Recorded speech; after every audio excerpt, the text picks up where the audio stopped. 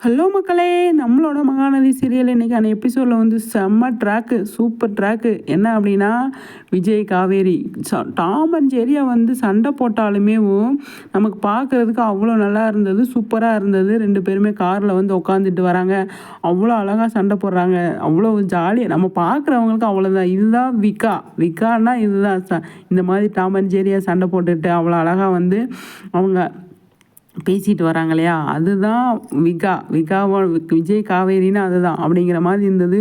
அவ்வளோ அழகாக இருந்தது பார்க்குறதுக்கு. என்ன பிரச்சனை நடந்தாலும் சரி, என்ன விஷயம் நடந்தாலும் சரி, இந்த மாதிரி ட்ராக்கை கொண்டு வாங்க அப்படிங்கிறத நம்மளோட சைட்லேருந்து ரிக்வெஸ்ட்டாகவே வைக்கிறோம். அந்த மாதிரி இருந்தது, அவ்வளோ அழகாக இருந்தது. இதோட தொடர்ச்சி வந்து கண்டிப்பாக வந்து அடுத்த வாரம் இருக்குது அப்படிங்கிறதான். கண்டிப்பாக அடுத்த வாரம் இருக்குது. ஏன்னா ஆஃபீஸ்க்கு இனி வரல இல்லையா, ஆஃபீஸ்க்கு வந்ததுக்கப்புறமா வந்து காவேரிக்கு பெரிய சர்ப்ரைஸ் இருக்குது அப்படிங்கிறதான். ஏன்னா விஜய் கேஷுவலாக இருக்கார். விஜயை பார்க்கும்போது தெரியுது நீ நினைக்கிறது தப்பு அப்படிங்கிறது கண்டிப்பாக நமக்கு தெரியும், விஜய் கண்டிப்பாக தெரியும் இல்லையா.